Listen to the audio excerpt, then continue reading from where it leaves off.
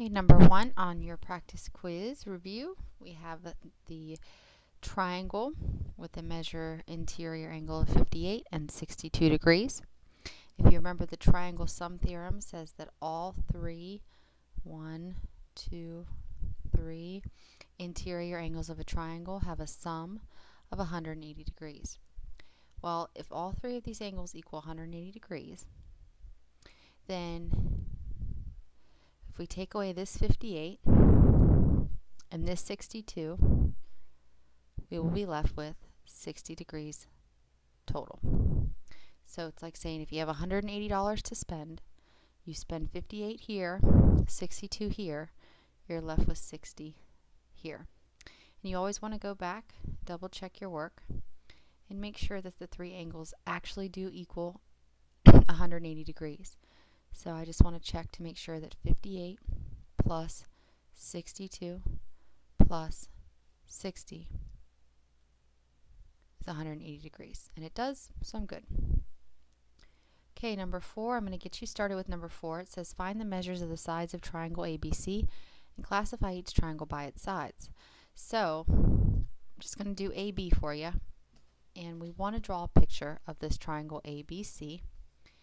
And these are the coordinates on a coordinate plane, so I'm just going to kind of estimate here. A will be here at 0, 0. B will be here at 3, 4. And C will be at negative 1, 8. Okay, and in order to figure out what kind of triangle this is, we have to use the distance formula for each side. So I'm going to use the distance formula on side AB. So the distance formula is x minus x squared plus y minus y squared. X for my A value is 0. And I'm going to subtract x from my B value 3 and square it. Add that to y from my A value is 0 minus y from my B value is 4 and square it. 0 minus 3 is a negative 3, and I'm going to square it. 0 minus 4 is a negative 4, and I'm going to square it. Negative 3 squared is like saying negative 3 times negative 3, which is a positive 9. And negative 4 squared is like saying negative 4 times negative 4, which is a positive 16. 9 plus 16 is 25, and the square root of 25 is 5. So you're going to do that again for BC, AC. And if the sides are all different lengths, it's scalene. If two of the three sides are the same, it's isosceles. And if you get the same length for all three sides, it's an equilateral triangle. Number 5, we want to find the measure of each variable. And I'm just going to come down here with letter F. Remember, everything we learned in the past chapters will be used in the following chapters. So F and this angle here form a linear pair. They're a pair of adjacent angles who form a straight line, and we know that a linear pair has a sum of 180 degrees. So if these two angles have a sum of 180 degrees and 135 of that 180 is already taken, then I would subtract the 135 from 180 and I would get 45 degrees. Number 7, this one is the exterior angle sum theorem, and it says the sum of the two remote interior angles, that means the two inside angles that are not touching the exterior, their sum, so add them together, is going to equal this exterior angle. So the remote interior angles have a sum of the exterior angle. So add them together and set them equal to the exterior angle. I'm going to subtract 95 from both sides. So I'm going to get 2x equals 50. Divide by 2 on both sides, and I get x is 25. And I just want to take that 25, plug it back in here, and make sure that the sides, or the two angles, 2 times 25 and 95, do equal 145. So 2 times 25 is 50, plus 95 is 145. So we did that one correctly. Number 9. As soon as you get, in order to solve for x, but as soon as you get two angles out of a triangle, we always want to figure out what the third angle is. So 180 subtract 40 degrees, subtract 70 degrees, and you'll be left with 70 degrees. So now that we have two congruent angles, remember the sides opposite those congruent angles are congruent sides. So we always want to mark those sides congruent here and here. Now, since these two sides are congruent, algebraically, that means that their measures are equal. So that means that this 2x plus 1 is going to equal 3x minus 16. So first thing I'm going to do is add 16 to both sides. So I get 2x plus 17 equals 3x. I'm going to subtract 2x from both sides. So I get 17 is equal to x. Now I always want to go back and check my work to make sure these sides do in fact equal. So I'm going to plug my 17 back in here.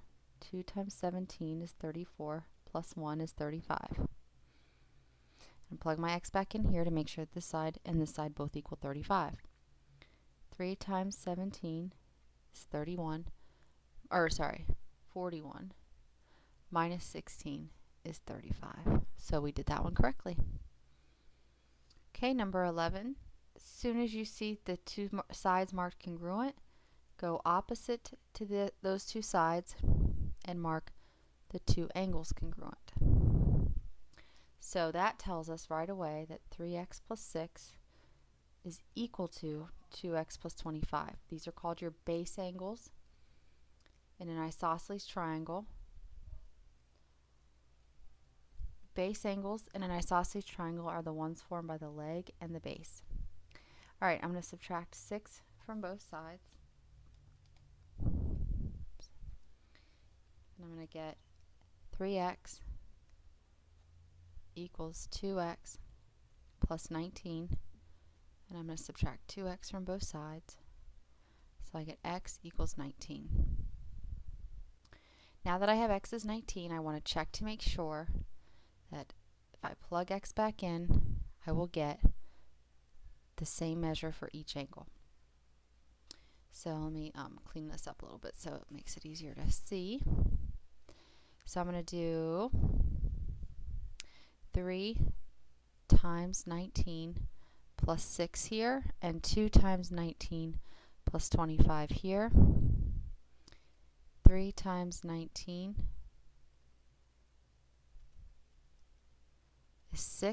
is 57, and I'm going to add 6 to that, so I get 63. So this angle is 63. Now I'm going to do 2 times 19 plus 25, and that's 63. So I know I did it right. Okay, and the last one says to draw a picture and label each measurement given, and then find the value of x. So I want to draw an isosceles triangle ABC. So here's my triangle ABC with the base angles. So I just decide which ones I want to be the base angles. Remember, your base angles are the ones that are congruent. So it's going to be 4x plus 3 here and 10x minus 50 here. And when these are congruent, that means algebraically I set the two expressions equal to each other. Okay, I'm going to add 50 to both sides. So I get 4x plus 53 equals 10x. Subtract 4x from both sides. I get 53 equals 6x. Divide both sides by 6, and this is going to give me a decimal. So I'm going to do 53 divided by 6 gives me 8.83333. So I'm going to say x is 8.8333. I'll just put 3. So when you go to check your answer, because we rounded, you're going to be off just by a little bit. So I'm going to do 4 times 8.83. Oops. 83 plus 3. So it's 38.32. And now I'm going to check over here. 10 times 8.83 minus 50. And I get 38.3. So they were really close. The only reason they're not exact is because we rounded. So we just have to remember that. So we got a really close estimate of x.